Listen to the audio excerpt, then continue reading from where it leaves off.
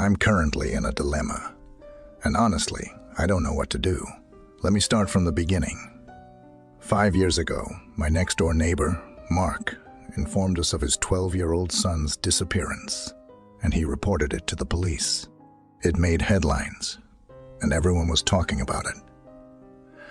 My wife and I felt absolutely awful because he already lost his wife, Anna, a couple years ago, and we always offered our help in any way we could. As the years passed, with no news of their son, we assumed they had come to terms with the worst-case scenario.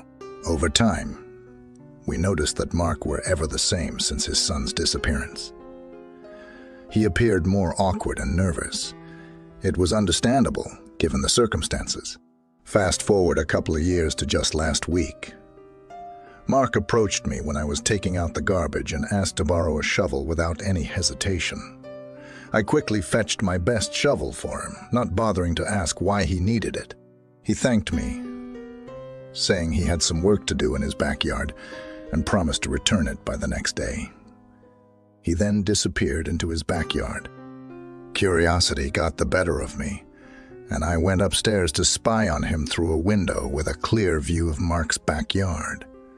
To my surprise, he was digging a large hole in the ground, seemingly struggling, a bit due to his age. I decided to fetch my second shovel and offer him some assistance.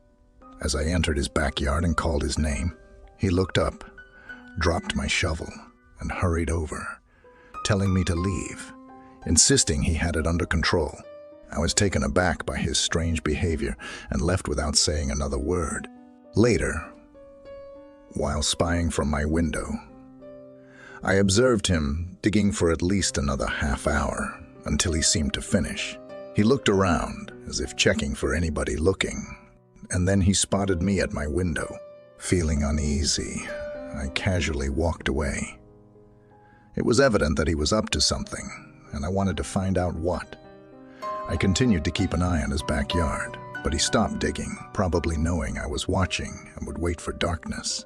At 1:30 in the morning, I heard the sound of a shovel hitting the ground outside. I quietly sneaked out and looked over the fence into his backyard. Sure enough, I saw him digging again. When he went back inside, I took the opportunity to investigate the hole. In the moonlight, I noticed a small piece of a black garbage bag protruding from the dirt at the bottom of the hole. Uncertain about what to do, I contemplated whether to uncover the contents of the bag. Eventually, I decided against it and hurried back to my backyard, just in time as he came back outside. Not to dig, but to disappear to the other side of his house. I went back inside and tried not to wake my wife as I lay back in bed.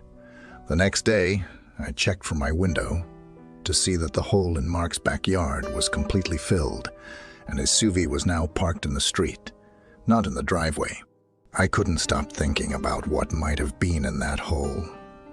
Possibly his son's body. It's all speculation, and I haven't shared it with anyone, not even my wife. Frankly, I'm lost on what to do. Mark never returned my shovel, and I won't ask for it back. Moreover, he has been avoiding me, which is quite disconcerting. Yesterday, something unnerving occurred. By chance, I glanced out of my window across to Mark's house and caught him standing at one of his windows, looking into mine.